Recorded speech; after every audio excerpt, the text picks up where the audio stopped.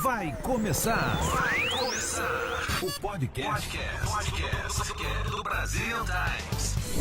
Sou Jaime Zimmer e hoje mais um Zimmer Podcast com um grande comunicador, talvez o maior comunicador que temos aqui dos brasileiros na América. Um histórico incrível, histórias incríveis. Acredito que você vai curtir muito. Comigo, Lombardi Júnior. Zimmer, que prazer estar aqui, meu amigo, com você. Um grande abraço. Esse maior comunicador, eu concordo com você. Dá uma olhada aqui, ó, cada vez mais. Oh, meu Deus. Que isso, bondade que sua, isso. gentileza, como sempre, um gentleman. Tudo bem, Zimmer? Oh, Obrigado tudo pelo ótimo. convite, viu? Feliz da vida por poder bater papo com você, conversar Sim. com você. O que a gente faz normalmente fora de câmera, de microfone. Vai ser muito legal esse tempo. Maravilhoso, uma honra ter um grande comunicador aqui conosco. Obrigado, Um querido, grande imagina. comunicador, uma pessoa sensacional. Que legal. Uma energia lá pra cima. Se você não acompanhou o Lombardi, acompanhe o que ele tem já na história dele, que é muito bacana. Poxa, muito que legal, bacana. bom saber disso. Legal, muito grato, muito grato. Eu muito tenho grato. assim, muitos elogios a fazer para você. Eu acredito que é um dos episódios, porque o tempo não é tão extenso assim. E já deixo o convite para o próximo. Você nem assistiu ainda, sei que vai gostar, tenho certeza. Vamos tentar Tenho certeza. sintetizar nesse, mas Vamos, sabendo a que gente vai vai- faltar tempo, já vamos marcar um Já outro. vamos marcando outro, tá? É verdade. Porque, E com bom né? churrasco, porque o Zimmer é é. gaúcho, Gaúcho. gremista e bom comedor de churrasco. É. Assim como Era. agora não mais, é Era. verdade, eu sempre me esqueço. Meu Ele deixa a passado. parte dele pra mim. Eu passei, viu? Amigo é assim. Você passa pro... Outro dia eu explico pra você que tá nos acompanhando. O que Nós que é? fomos tomar um Que história café é da essa? manhã, já começando o Café papo. da manhã. E aí eu, naquele dia, fiquei sabendo, né, que o Zimmer já não estava mais comendo carne vermelha. Eu falei, mas não é Sim. possível, um gaúcho, gremista que se preze, não é possível. Mas tá bem assim, ótimo, né, Zimmer? É uma longa história. Uma longa história, Olha, Lombardi. eu confidencializando aqui coisas do Já Zimmer. espalhou para o público. Uma longa história. Um dia eu conto aos pouquinhos, né? Porque é longo. Claro. Uma das minhas filhas, temos 3 filhas, por isso que uma delas, É.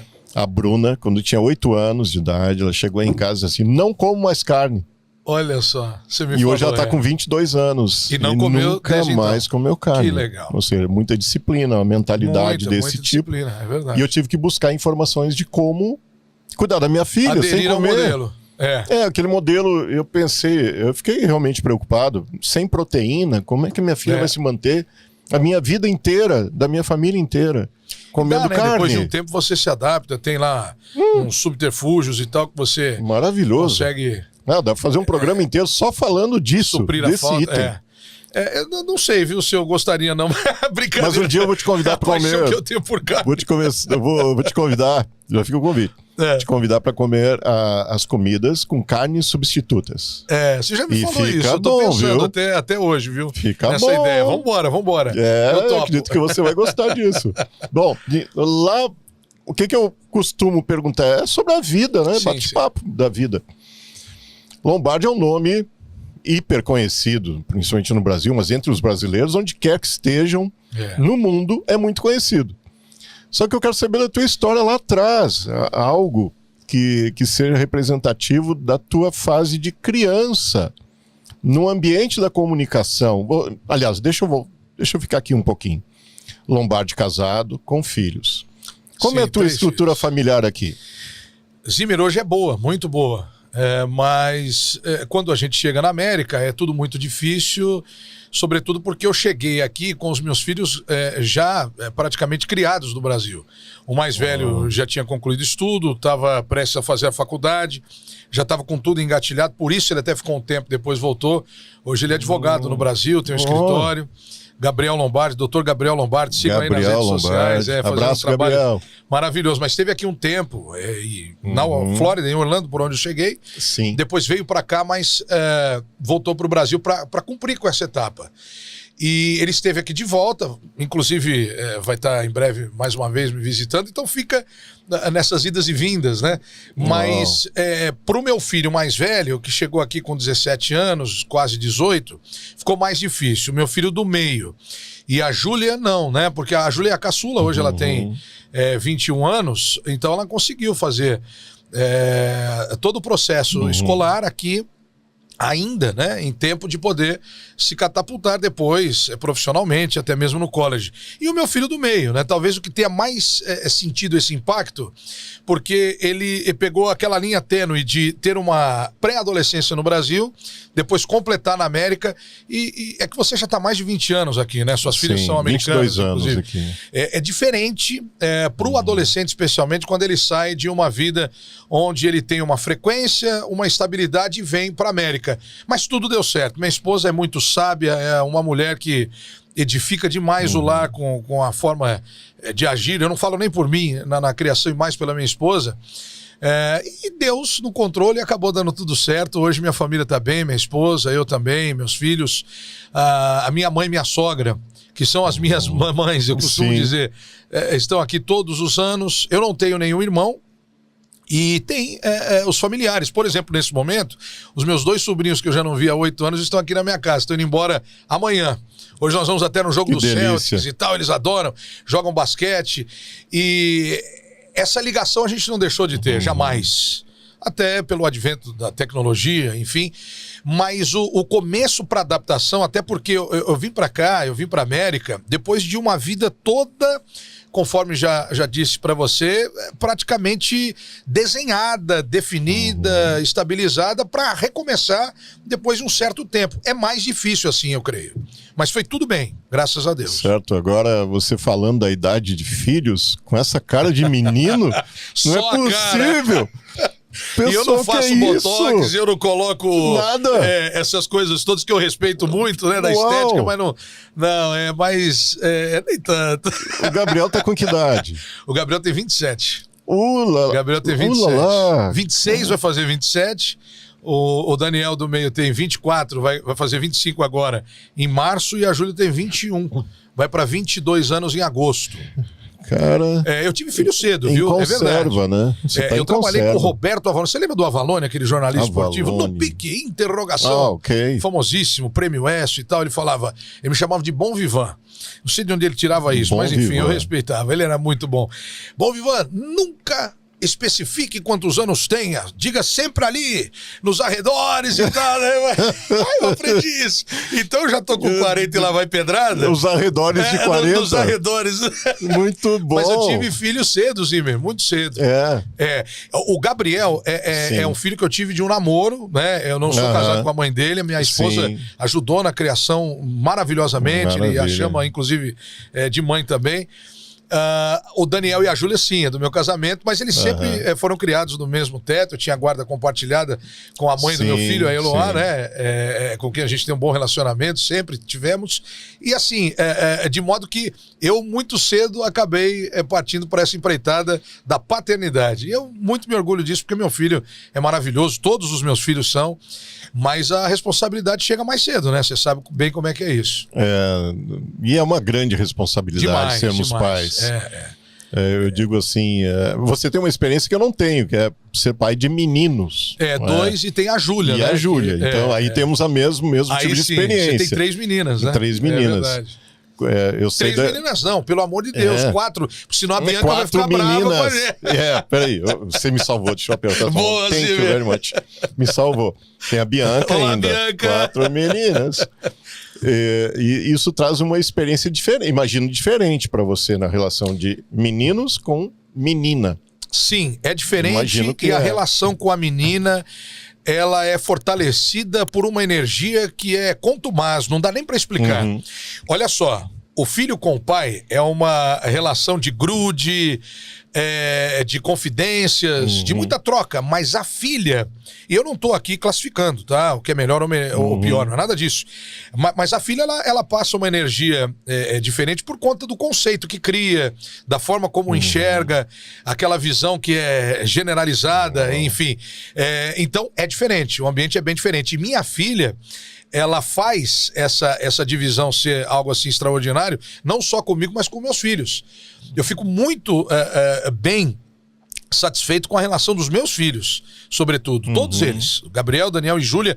eles têm uma ligação que é uma coisa incrível, cara. Eu fico de fora como pai, assim, felicíssimo e Tipo, agradecendo babando, a né? Deus, babando e pedindo para que isso progrida e persista, porque é uma relação maravilhosa de irmãos. Eu não tenho. Então eu tive 3 filhos e eu vejo neles uma relação que eu tive muitos amigos, Zimmer. Graças a Deus no Brasil, na minha profissão, nas minhas atividades de lazer, eu sempre fiz muitas amizades. Então eu vejo isso nos meus filhos, eu acho maravilhoso. Ter irmãos que se dão bem Demais.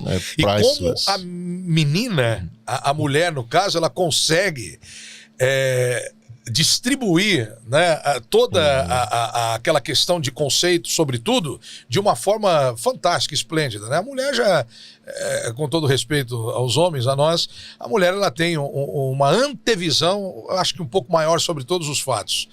É a sabedoria, que a própria Bíblia diz isso, né? O homem é o líder do lar, é aquele que é o provedor, mas a mulher, ela sábia, ela edifica.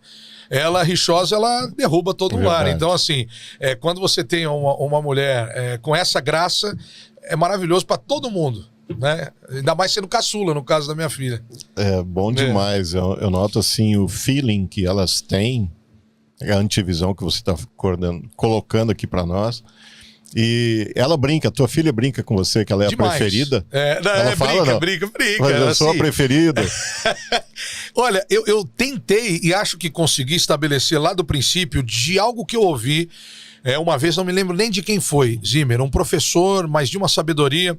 Os meus filhos eram todos pequenos, a Júlia nem tinha nascido ainda, para te falar a verdade. E nessa passagem eu aprendi que o filho mais velho, ele deve ter a prioridade nas atividades e nas ações, mas nunca prioridade com a questão do afeto, que aí você tem que distribuir. E é uma missão. É um jogo onde você precisa praticar diante do seu caráter desenvolvido ali. Por quê? O mais velho você estabelece a sequência natural da cronologia da vida, porque as coisas são assim.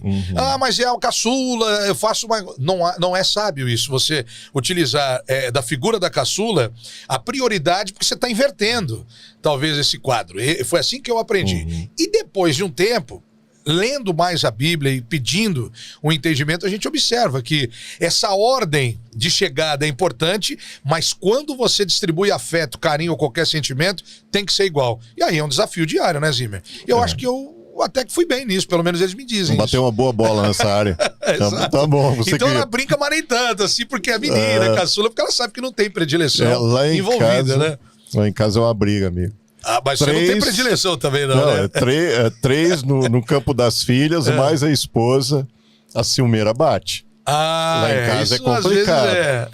E tem ciumeira de todos os lados ali. Por exemplo, em cartão de Natal que escrevem pra mim, aniversário, essas coisas, aí vem uma colocar no final da historinha lá na mensagem, tá escrito, sua filha preferida. Que duelo, aí vem a outra, cutuca a outra, sua filha mais preferida. É uma brincadeira tão gostosa. Não, é legal. Que tem que saber coordenar. Tem que saber coordenar. Às vezes, lá em casa, o que acontece? Eu tô com uma ali, dando um pouquinho mais de carinho, daí eu noto que... Porque a mulher tem uma visão periférica incrível. É incrível. É uma antena parabólica, a mente de uma mulher. E você é o único homem da casa. Eu o único lá. Tem que ter a perspicácia de saber onde é que você E o freio. Às vezes eu tô indo, dou carinho, eu disse, não, tá demais aqui, deixa eu dar carinho pra outra, deixa eu distribuir. Porque é muito. Eu sou família, você sabe disso. É verdade. Sou paizão mesmo. Também sou eu bastante, encaro, sou mesmo. Muito quer dar o título, sou paizão, sou família. Sim. Adoro esse ambiente. Prezo pelas famílias. E é isso que vale, no fundo. E acredito que sim, amigo. Acredito, é o que mantém o ser humano. Eu vou até pegar não é? O celular, porque eu copiei, eu estava em Nova York agora nesse fim de semana, e algumas frases me chamam a atenção.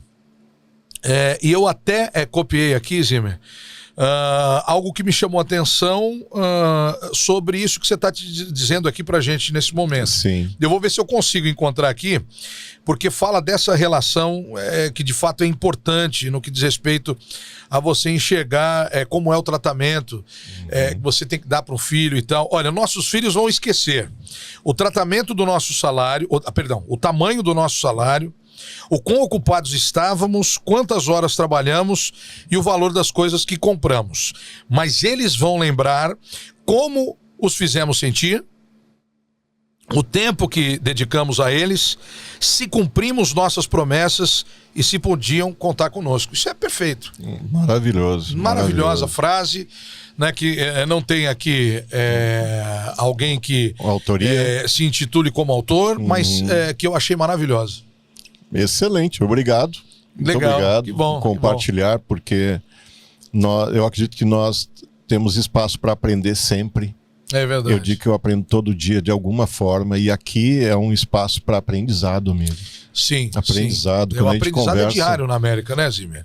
E desafios aqui. A América traz muitos desafios, não é? Verdade.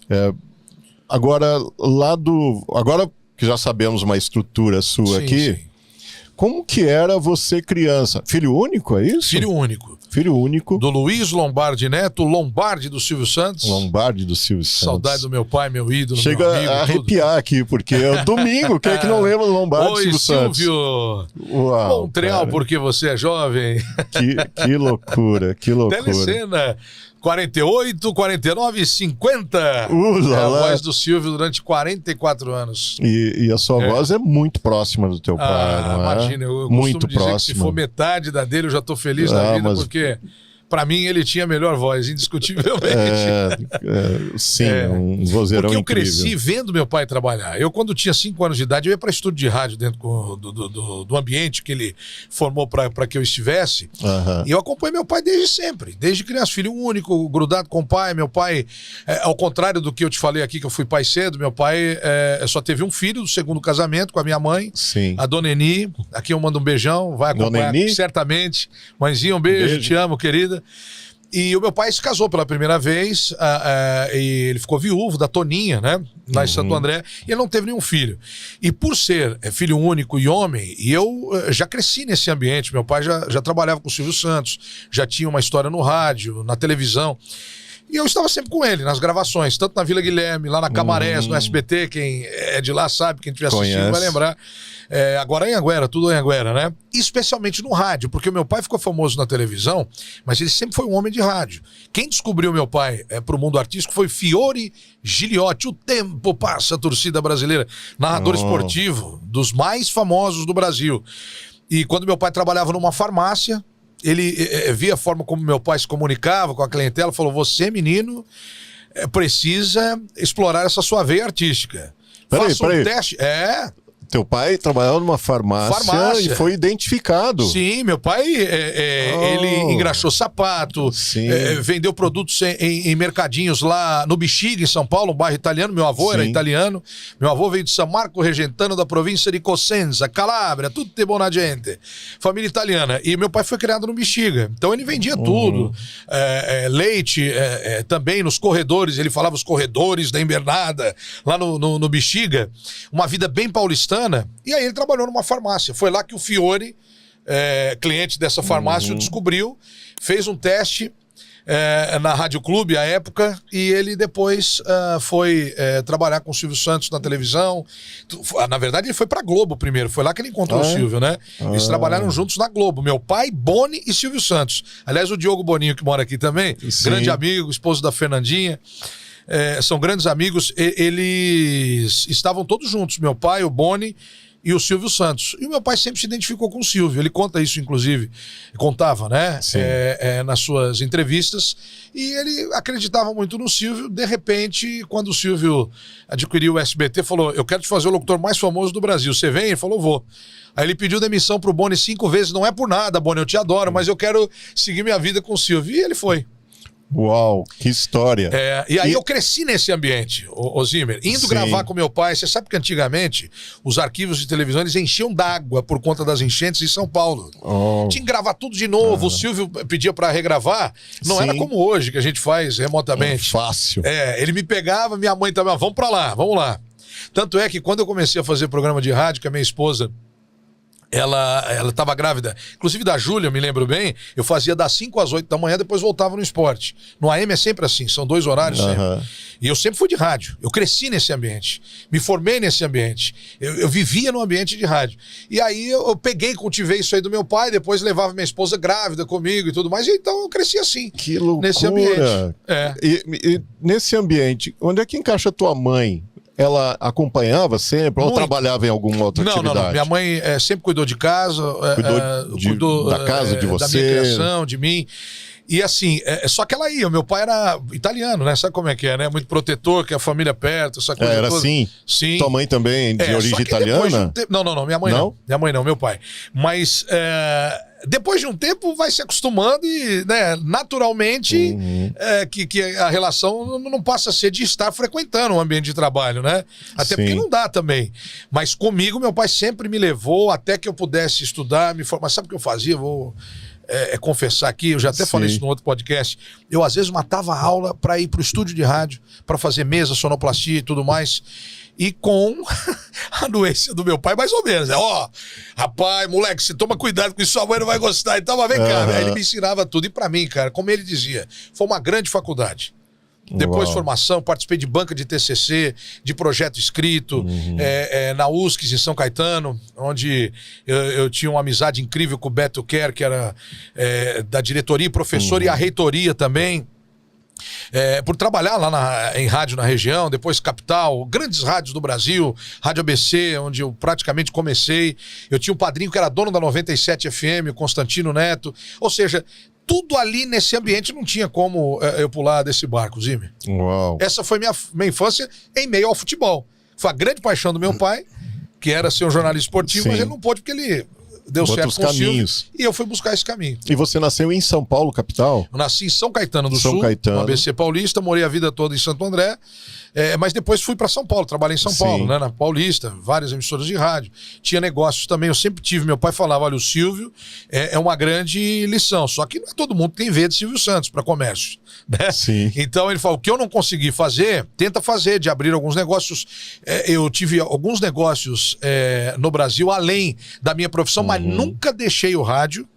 Em meio ao rádio, a televisão surgiu, com jornalismo esportivo também, trabalhei no Net Cidade 15 anos, em debates esportivos e tal, mas o rádio realmente é a única profissão que eu tenho lá na minha carteira, embora tenha feito muitas coisas na minha vida já. Você tem carteira de trabalho assinada como locutor? Locutor de radialista, até hoje eu tenho o maior prazer em dizer isso. Você tem a carteira ainda guardada? Eu tenho, tá comigo aqui, documento? Eu não trouxe, mesmo? mas tá aqui, tá na minha que trouxe. Que show, amigo. Você falou da tua história do teu pai da Itália.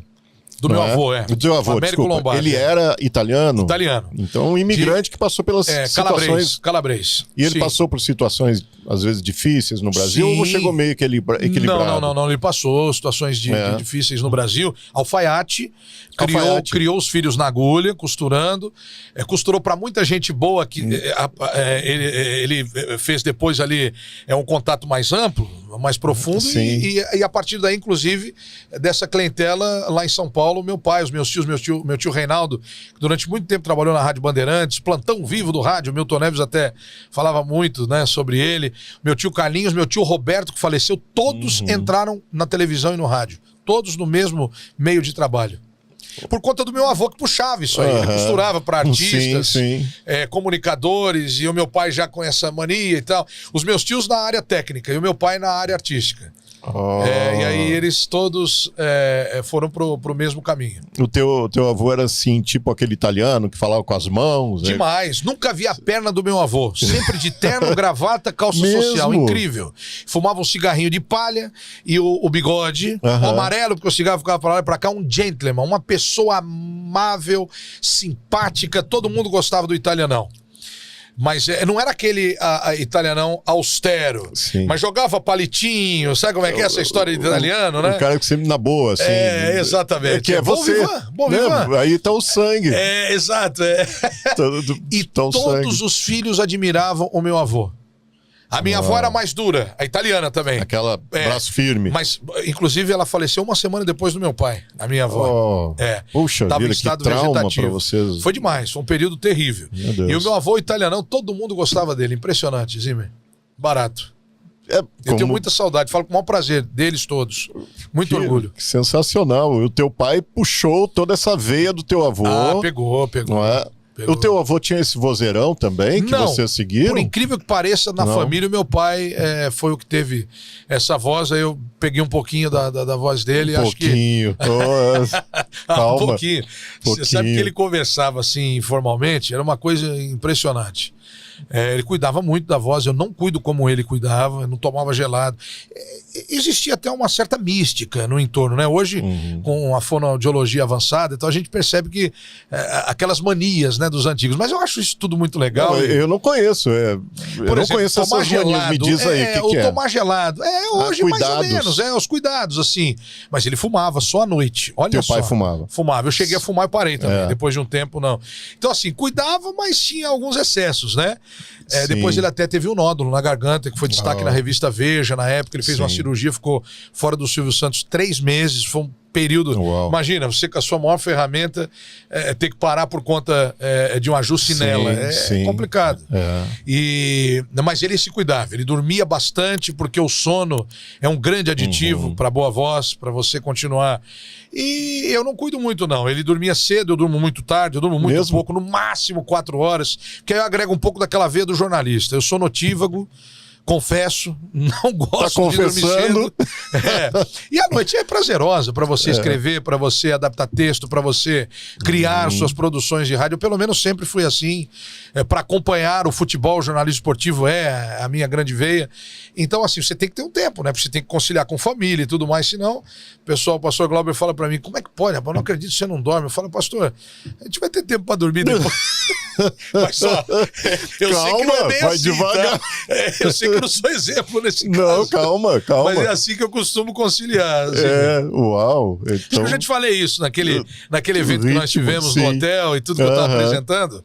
Eu estava cansado, era uma noite muito fria, né? Eu falei, vamos descansar. Você estava também lá, né? Na conferência. Sim. E aí não consegui dormir de novo. E assim, quando eu ia viajar para fazer futebol, viajei muito pelo mundo trabalhando como jornalista esportivo. Vou te falar uma coisa, cara. Chegava, agora eu vou descansar pro jogo de amanhã. Que nada. E sempre as melhores jornadas surgiam quando a gente estava bastante cansado. Acelerado. Vamos colocar assim, acelerado. A adrenalina não baixava. Uma coisa de A mil. Então, aquele menino acompanhou tudo isso. Você explicou que teu pai te levava para todos os locais e você curtia isso. Demais. Sonoplastia, ambiente de gravação, no ar, no microfone. Eu fui transitando por todas as áreas desse veículo que para mim é apaixonante, que é o rádio. E você lembra o primeiro momento que você disse assim, me apaixonei pelo microfone? A primeira vez que você falou ou cantou, não sei, você canta. Debaixo do chuveiro, né, cara? Eu canto. Eu já cantei na igreja e tal. Já? A minha filha é cantora, inclusive estudou da igreja, não, no Cinco Riders. Não, por isso que eu acho que eu canto, porque eu tô lá ainda. De vez em quando me chamam. Então... Não, você sabe que durante um tempo também, algumas rodas de samba, eu sempre gostei do samba no Brasil. Samba? Por causa do futebol, demais. Do fundo de quintal, no pé da tamarineira mesmo, sempre. Futebol, essas coisas estão interligadas. E aí, assim, mas eu não me considero um cantor. Acho que eu não passo vergonha, mas não sou cantor. Mas eu gosto, tá? Você é um artista. Meu pai também, além de tudo, ouvia muita música. E como eu trabalhei cedo no rádio AM, que lançava muitos cantores e tal, à época, é uma outra coisa que fatalmente passou a ser algo do meu dia a dia. O convívio com cantores. Então... Claro, e cantar é bom demais, não é? Pegou o meio. É gostoso, né? Deve ser, porque eu não tenho a mínima ideia do que é isso. Mas de vez em quando você arrisca uma... Não. Então tá bom. Não dá. Não sai nada. Mas você gosta, pelo menos, eu gosto de ouvir uma canção. Eu sou bem eclético, gosto de vários tipos de música. Felizmente, uma das minhas 3 filhas gosta de cantar e tem uma voz bonita e sabe cantar, a Vitória. Que legal. Vitória está nos acompanhando aqui no estúdio, inclusive. Vitorinha. Vamos cantar. Vitória e Júlia, vamos formar uma dupla aí, pelo menos por uma canção. Isso. A minha filha foi estudar música e também religiosa na Califórnia, Cinco Riders. A Vitória deve conhecer, é um programa maravilhoso. E lá eles desenvolveram, ela inclusive, aqui ela trabalhou com a Estela Arts, Music, School, que assim, é uma escola da amiga Estela, do Gilbert. Sim. E ela desenvolveu isso, cantando. Minha filha Uau, então tem é a cantora da casa. A cantora da família. Então, eu tava te perguntando se você lembra, se você consegue puxar na memória a primeira vez que você... Opa, Uau. Agora eu me encontrei. Caramba, É Zimmer. isso que eu gosto. Boa pergunta. Você sabe Você por quê? lembra? O meu pai ele tinha uma mania de dizer assim, Lombardinho, repita a hora certa. Então ele falava, a hora certa, tocava aquele sino na mesa, porque alguns sons eram feitos ali na hora, não era na mesa, com sonoplasta. Hoje é tudo assim, né? Da automação e tal. Trim, trim, trim, a hora certa, 1h50, repita, puxando da Jovem Pan, e eu, 1h50. Então eu falava a hora certa. Mas era muito criança, 5 anos, o que eu me lembro é disso. De repetir a hora certa nos programas de rádio que o meu pai fazia. E ele fazia questão, vem cá, a hora certa tal, até quebrando um pouco aquele protocolo tal da produção. E isso pra mim foi maravilhoso.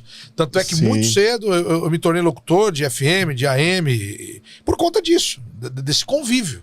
O que era esse instrumento? O que era isso? Eu sou curioso, desculpa aí, mas eu não tenho a mínima ideia. O que é isso? Era um sino com vários arcos ali, onde ele batia... metal, pega e puxa o metal. Exato, batia no metal com ferro e ali formava o som desse instrumento, que eu não me lembro, como se fosse o quê? Guardadas as devidas proporções ali, quando a gente toca um reco-reco, você bate um ferro, né, no reco. Então ele fazia esse efeito sonoro na mesa mesmo, nesses metais, trim, trim, trim. Era uma maravilha. Me lembro de... E isso vem, assim, na minha memória com força. Com clareza. Então você foi introduzido nesse ambiente, tipo, brincando com o instrumento, daqui a pouco... a hora certa, porque eu tenho o sinal da hora certa, né, pra marcar. Uau. E aí eu repeti a hora certa. E aí você, tipo, imitava o teu pai na voz? Como que era? Eu imitava durante um tempo, mas muito pouco tempo eu passei imitando meu pai, porque eu via todo mundo imitando, ele falava, você tem que ter o teu estilo. E ele falava criar o seu isso? Estilo, falava. Pra você ser um locutor diferente do papai e tal. Vamos observar. E aí, nesse caminho tá legal e tal. Então, assim... Por ele ser muito caricato, eu imitava naturalmente o estilo. Mas não fazia ipsis literis ali o jeito dele, porque ele era muito caricato. Muita gente fazia isso. Sim. Então, para seguir, para ter um caminho, eu fazia algo diferente. Que clareza, hein? De pequeno. E esse horário, dar a hora... De que idade você está falando disso? Rapaz, eu estou falando coisa de 5 anos de idade, 6 anos de idade. Muito claro pelo sem que você timidez colocou. Com o microfone, totalmente incluído nessa dinâmica de aparição, de aparecer, de comunicar. Meu pai fazia alguns comícios e eu frequentava palco com ele, ele me chamava, ele me introduzia em tudo, Zimmer. Por isso que eu sou grato. Ele falava, lá na frente você vai agradecer. E é isso mesmo. É isso mesmo, a gente, não é que a gente demora para reconhecer, mas a gente passa a ter um reconhecimento amplo depois que a gente forma a nossa intelectualidade, você vai entendendo, você fala, que coisa, cara.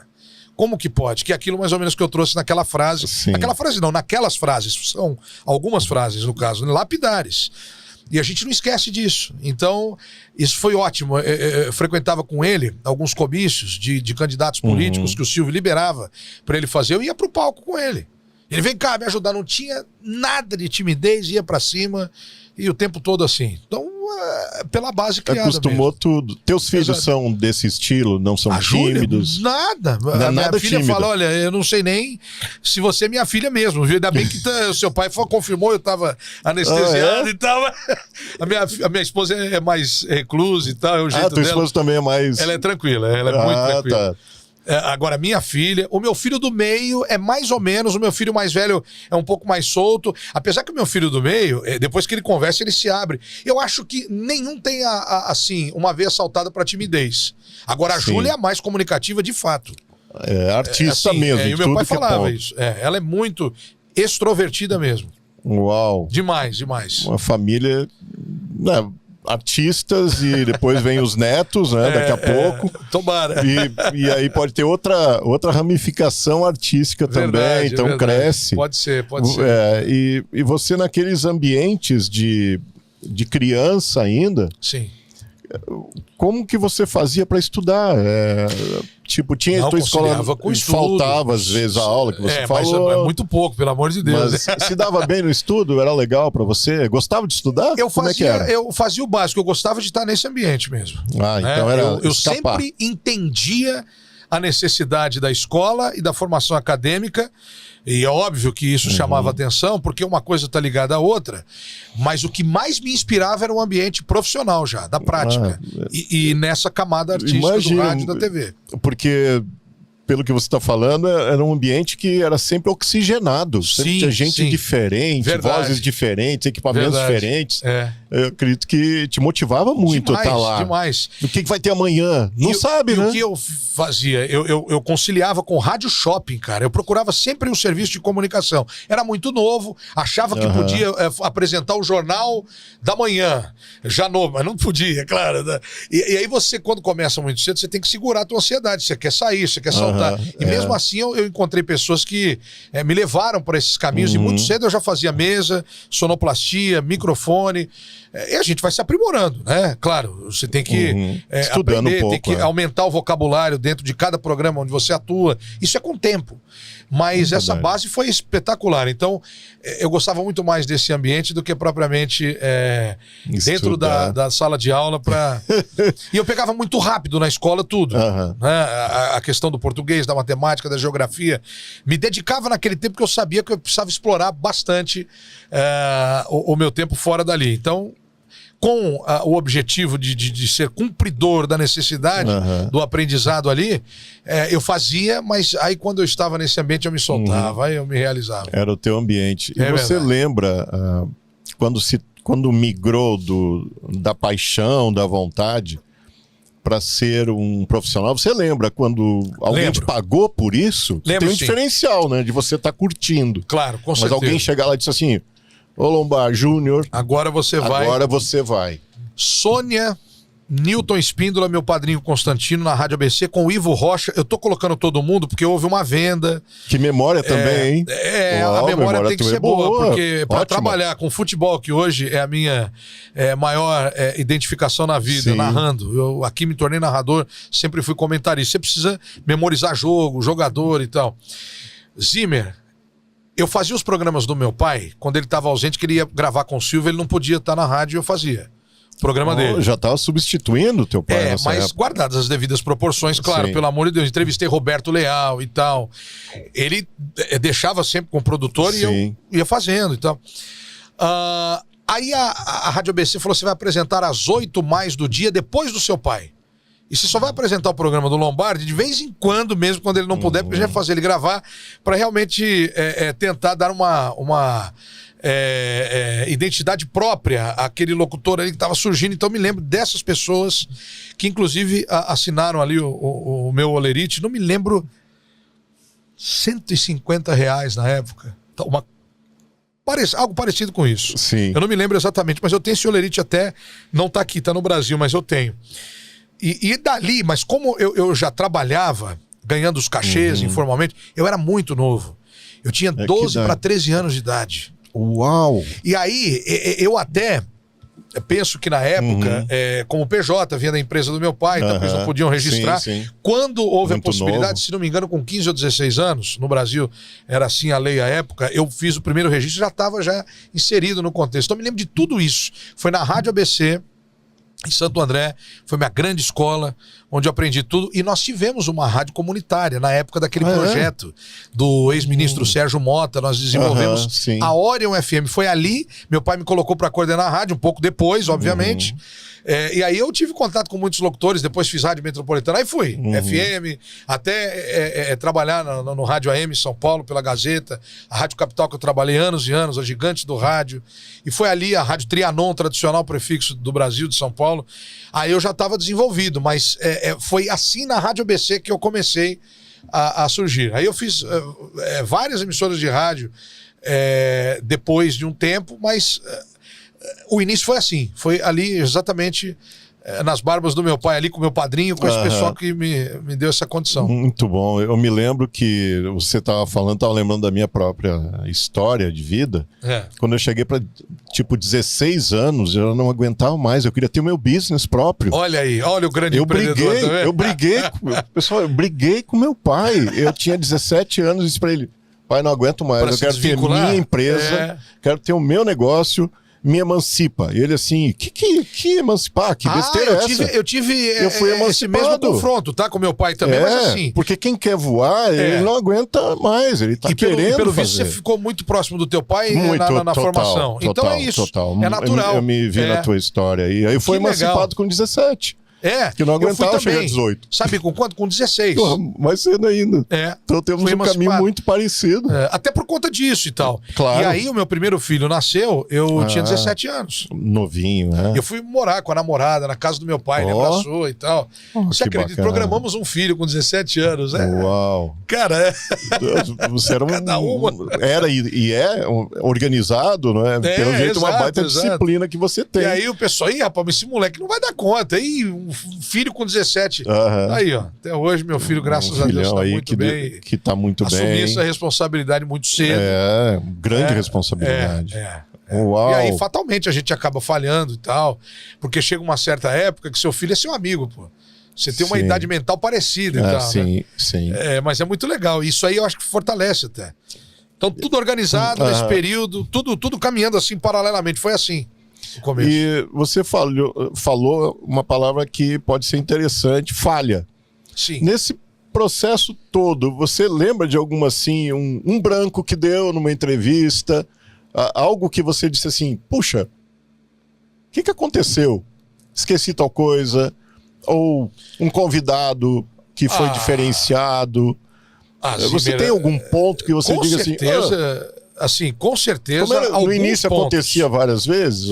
Olha, eu não me lembro assim de nenhuma grande gafe, aquela que foi para parar o trânsito. Então tá bom já demais. Não, já, mas assim, acontece, é claro que né? gafes a gente comete. Por exemplo, eu fui numa entrevista quando o Robinho saiu da parceria com o primeiro empresário dele, que foi o Aloísio Guerreiro, que jogou até no Santos, para trabalhar com o Wagner Ribeiro, que foi muito famoso nesse meio e tal. Foi uma entrevista coletiva no apartamento dele, eu tava de férias, aí o pessoal da rádio aproveita e tal, eu tava mal preparado para aquela entrevista, fiz uma pergunta para ele, que eu não me lembro qual foi, que fugiu do contexto. E o Wagner Lima, repórter, me ajudou, arrematou, e eu não consigo lembrar o contexto disso. Se eu parar para pensar, eu posso até trazer depois e a gente... resume essa situação. Mas eu sei que eu estava numa empreitada ali de abordagem totalmente fora do contexto, e o Wagner me ajudou. Ele falou, você é bom, mas você tem que ter sorte também. Ainda bem que eu sou teu amigo, porque nessa aqui não era isso, era isso aqui, ó. Falei, pô, obrigado, o cara me salvou. Algumas coisas assim, pontuais, numa entrevista ou outra você acaba. Outro dia, até depois de muito tempo trabalhando, eu fui entrevistar, fazer uma entrevista comercial de uma empresa, achando que era outra. Só que como eu tinha uma habilidade para poder resolver isso aí no ar, no improviso, o pessoal costuma dizer que eu costumo levar bem a questão do improviso. Eu aprendi muito com meu pai isso aí. Aí eu improvisei na hora, mas tava falando com o business achando que era o outro. Ainda bem que não comprometeu assim, o desenvolvimento da entrevista. Sim. Mas eu falei no final, como é que pode, cara? Quando você tem muita coisa na cabeça para fazer, às vezes você desfoca um pouquinho, né? Verdade. Eu já tô ficando velho, cara. Isso não faz muito tempo, não. Que isso. Eu, por ter começado cedo, muito tempo de profissão. Aconteceu recentemente. Sobre isso aí que eu tô te falando. Você tá entrevistando uma pessoa, achar que é uma outra business idênticos, similares. Eu falei, meu Deus, quase eu coloquei tudo a perder, mas deu certo. Eu liguei pro pessoal, falei, gente, tal, autenticidade em tudo, né, Zimmer? Verdade. É o importante. E aí acabou dando certo ali. Muito bom. Eu te perguntei, porque às vezes a pessoa está nos acompanhando, pensa, poxa, veio de uma família estruturada, tava em canais de televisão, tava com gente muito famosa, a vida desse cara é perfeita. Não. Tem coisas no caminho. Sim. Não é? Então você que tá aí do outro lado, tem vontade de ser um locutor, um apresentador, vai atrás. Com certeza. Tem desafios, tem pedras no caminho, mas vai atrás do seu sonho, da sua vontade. Vá, seja um bom ouvinte, aprenda mais Isso. Do que propriamente tente ensinar as pessoas, porque acho que esse canal é muito bom. Meu pai sempre disse para mim, nós nunca sabemos de tudo mesmo, mas se virar uma frase de efeito ou para acompanhar a moda, não surte, né? Aquele efeito importante que você tem que ter para ratificar isso aí na prática. Verdade. Então, ser mais ouvinte, aprender, trocar ideias é muito importante, porque tudo se recicla em todos os meios. Isso é importante, está aberto ao novo. E você falou do teu envolvimento com talvez o maior ícone de comunicação do Brasil, Silvio Santos. O que você guardou de mais importante naquele momento, naqueles momentos que você vivenciou com o Silvio Santos? Se você pudesse sintetizar. Sim. Primeiro que ele tem um perfil e um estilo muito próprio que é difícil você enxergar em outras pessoas. A comunicação dele, do Silvio. É um gênio, é um mito. O meu pai sempre foi fã do Silvio Santos, além de funcionário. A simplicidade, como ele colocava as questões, e a veracidade. Silvio Santos é simplicidade e veracidade. É verdadeiro e simples. Perceba como ele é simples e como ele, diante da verdade dele, ele consegue se comunicar. Foi algo que eu notei assim logo de cara e eu procurei seguir como um espelho, como um exemplo. Meu pai também seguia muito esse exemplo. Então, assim, você ser simples não quer dizer que você tem que ser limitado. A simplicidade dos fatos, diante da verdade, te faz um grande comunicador em qualquer área.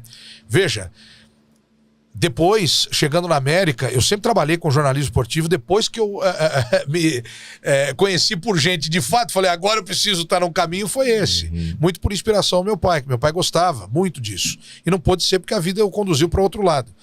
Eu fui um cronista, comentarista esportivo, sempre ligado com futebol, fui treinador profissional no Brasil, ganhei muitos títulos de futebol amador lá no Brasil e me orgulho muito disso. E aí me tornei narrador aqui nos Estados Unidos, cara. E trabalhei com grandes narradores. E aqui você sabe, há anos a gente transmite, você já acompanhou as transmissões da jornada. Mas eu sempre fui comentarista. O comentarista é aquele que dá opinião e não o que narra. Tive que mudar essa chavinha. Você era comentarista, eu era analista esportivo. Muitos anos? Muitos anos. Durante todo o período nunca experimentou ser narrador naquele período atrás? Pouquinho. Em ocasiões assim, bastante pontuais, mas aqui eu me tornei narrador esportivo de rádio, que é mais difícil do que TV, por causa da fluência e tudo mais. Então, cara, se você não tem simplicidade para aprender e absorver, você não consegue fazer essa fusão. Uau, sabe? Pra mim é uma grande novidade. Exato, eu pensei que você via com aconteceu a mesma coisa com o meu irmão aqui na América, que é o Conrado Juliette, com quem eu trabalhei no Brasil, hoje na ESPN, da nossa rádio. Aliás, um beijo pra você, o Conca é meu irmão aqui. E também aconteceu com ele, repórter da Globo e tudo mais. Ele, no caso, não era comentarista, ele era repórter. Se tornou narrador. E quem abriu essa porta pra você aqui? Como que foi? Nossa rádio, USA, Pastor Glauber, assim... Você saiu do Brasil e veio pra cá já direto? Pra Orlando? Pra nossa rádio? Não vim direto pra nossa rádio. O que aconteceu foi o seguinte, eu vim pra Orlando, num planejamento que eu já havia feito com a minha esposa. Sim. Concluí um contrato com a Rádio Capital, onde eu trabalhei durante anos. A gigante do rádio, de Teveli Correia, Paulinho Boa Pessoa, o Chico Paes de Barros, o grande mentor desses caras todos, Paulo Barbosa. Eu era da equipe esportiva. Fui levado para São Paulo pelo Osmar Garrafa, da Rádio Globo. Foi com ele que eu comecei a trabalhar no Rádio Esportivo de São Paulo. Depois desse período do ABC que eu te falei, conciliando com o Neto Cidade, que eu trabalhei com o Paulo Andrade, que é hoje narrador da ESPN. Fui padrinho do primeiro casamento dele. E sim, ao lado de pessoas gigantes da comunicação nesse espectro do jornalismo esportivo. E aí, eu já tinha essa experiência, conhecia o Pastor Glauber do Brasil, mas não tinha convivência com ele. Ele fez programa na Rádio ABC pro missionário R.R. Soares e tal. E eu convivia lá, como já expliquei aqui. Mas nós trocamos apenas cumprimentos e tal. Só que eu conheci um amigo, Dom Roberto, com quem eu trabalhei no Brasil, um grande repórter, hoje está na Portuguesa, inclusive como assessor. Cheguei aqui um mês para fazer outra coisa, um trabalho ligado a uma pessoa com quem eu conheci no Brasil, no projeto da Capital ESPN, com quem eu trabalhei um tempo, e aí eu conheci essa pessoa lá, aí pude conversar com ele, em alguns momentos ele falou, ó, chegando lá, até por conta do seu processo, vamos ver se a gente elabora uma ideia, mas aqui na América sabe como é que funciona, né? Você planeja depois de 3 meses, 1 ano, não. 2 dias você já tem que mudar. Isso. A América E eu não vim com rápido. foco para fazer só isso ou aquilo. Eu vim para cá para mudar a minha vida, por questões conceituais do Brasil. Quebrei, Zimmer, com investimentos e tal. O Brasil é muito difícil para você empreender. Aqui na América você quebra 15 vezes e 15 vezes você recomeça. No Brasil você quebra uma só vez ou 2, acabou sua vida. E aí, nesse processo, Zimmer, eu consegui chegar em 1 mês, o Dom Roberto me ligou e falou, escuta, a nossa rádio USA, que tem uma rede, vai transmitir os jogos do Strikers, aquele que o Ronaldo Fenômeno comprou na Flórida. Por que você não vem aqui comentar o jogo? Começou assim, cara. Fui lá para comentar um jogo, de lá conheci o Arnaldinho, fui trabalhar em estúdio de dublagem em Miami. Pastor Glauber, opa, peraí, vamos elaborar um processo, montou um estúdio para mim na minha casa em Orlando, fiquei 1 ano e meio, vim para cá, ele falou, coordena aí, tá tudo certo, tá na tua mão e vamos para cima. Meu Deus, até hoje lá. Essa é a gratidão muito que eu bem. Tenho. Me tornei narrador esportivo por isso. Eu escutei a primeira narração sua, através da nossa rádio, cara, eu posso dizer assim, me apaixonei, cara. Que legal, poxa. O gol que você transmitiu... É mesmo? Foi do Grêmio ou não? Não, infelizmente não foi. Foi do Revolution. Infelizmente, mas o amor, dá pra sentir. Poxa, que legal. Se é que o pessoal vai entender o que eu tô falando, quem escutou rádio ou escuta rádio vai entender. Você vem de uma escola gaúcha de rádio maravilhosa. E lá no Rio Grande do Sul, nós temos, eu me lembro de principalmente um deles. Pedro Ernesto? Pedro Ernesto é mais recente, mas Haroldo de Souza. Haroldo de Souza. O gol que ele... Que é a inspiração do Pedro Ernesto. Ele descrevia o gol, era uma coisa assim, se fosse em letras, era um negócio desse tamanho, o gol. É verdade. E você tem uma expressão para você narrar um gol que eu digo assim... Incrível. Poxa, que legal. Incrível. Olha, fruto de muito aprendizado com todas essas feras com quem eu trabalhei. Primeira jornada que eu fiz na minha vida foi com Darcy Cruz e no dia seguinte Vanderlei Ribeiro. Eu tive um professor, Michel Bergamini, que cara fantástico. Agradeço, um abraço, Michel, onde quer que você esteja. Aprendi muito com ele, tecnicamente. Trabalhei com vários locutores, Reinaldo Porto, o Ricardo Melo, todos que estão hoje aí. Aprendi muito com Oscar Ulisses, que é um cara maravilhoso, o Zé Silvério. Enfim, o Denardim, que eu conheci através do Antônio Bezerra Leite, conheci, maravilhoso. O Mário Henrique, Caixa da torcida do Galo, com quem eu tive na Florida Cup, alguns eventos, vendo, aprendendo e aí desenvolvendo o meu trabalho, colocando a minha emoção. Eu fiquei muito feliz quando recentemente eu pude, em português, foi com exclusividade, eu acho, narrar o primeiro gol do Messi aqui nos Estados Unidos, na Leagues Cup, aquele gol de falta que ele fez, eu tenho no meu Instagram, tá lá. Os elogios que eu recebi, porque assim, eu me preparei para aquele dia, eu sabia que o Messi ia fazer um gol.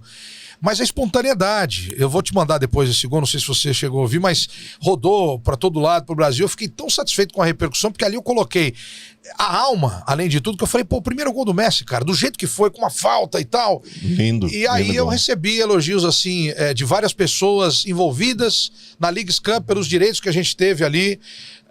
Fiquei muito feliz, foi uma repercussão que realmente me chamou a atenção, fiquei felicíssimo demais com o carinho depois desse gol aí, que foi, talvez não tenha sido melhor não, mas em termos de emoção que a gente aplicou ali naquele momento, foi demais, cara, foi demais. Show demais.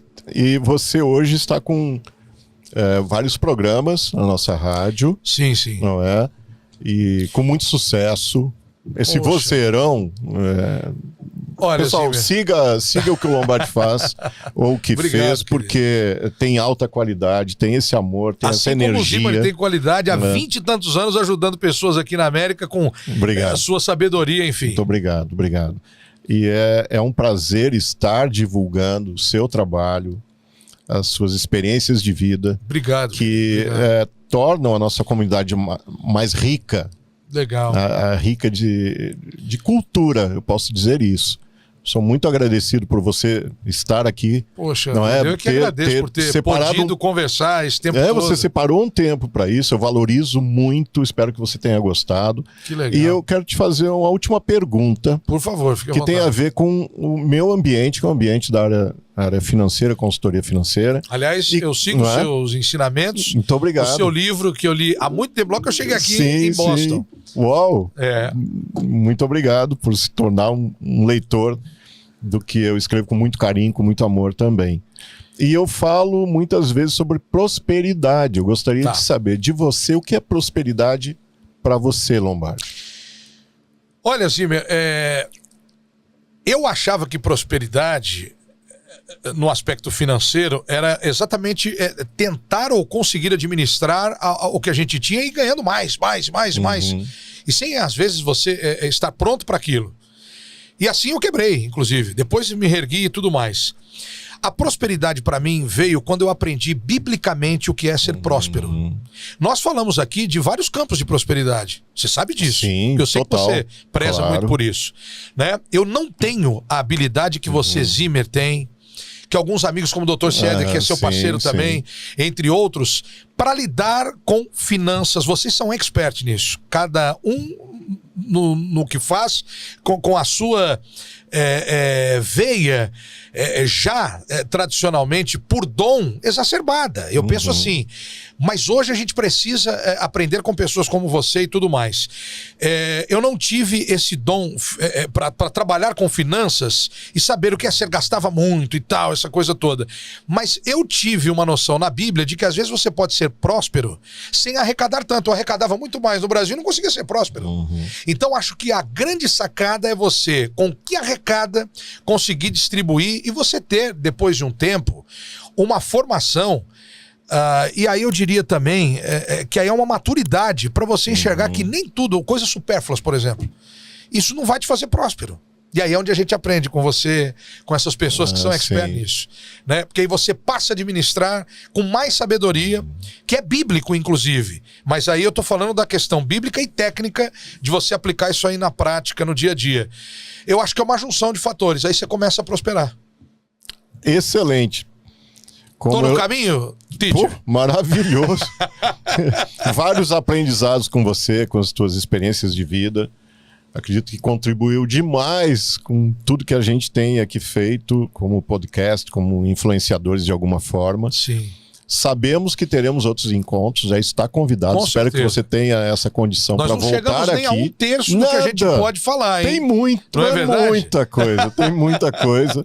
Depois, em outros episódios, eu vou te perguntar também sobre o teu livro que você acha que não escreveu ainda. Já escreveu, não? Não, ainda não, mas ele tá pronto, né? Tá pronto! Viu só? Tem muita coisa. Descobri já que tem um livro pronto que não foi editado ainda. Eu fico naquele entrave. Por onde começar? Como?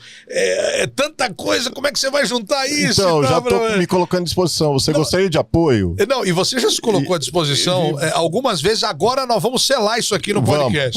Olha aqui, pronto. hein? Tá? Vai sair o livro. Obrigado a você. E o Edivaldo deve estar acompanhando depois, também. Ele tá acompanhando lá. Obrigado por você ter nos acompanhado. Foi um grande episódio, amigo. Que legal. Uma honra te ter aqui até esse Será momento. Que a gente falou muito, Zimmer? Tá tão gostoso que eu ficaria a gente aqui mais podia tempo. falar por muito tempo. Obrigado, e vamos ter obrigado. mais eventos. Chama isso aqui de evento. Claro. Obrigado, nos acompanhe, deixe seu comentário, diga aí se você gostou, compartilhe nosso material, porque é inspirador para muita gente o que a gente coloca aqui, o que foi colocado é sensacional. Até o nosso próximo episódio.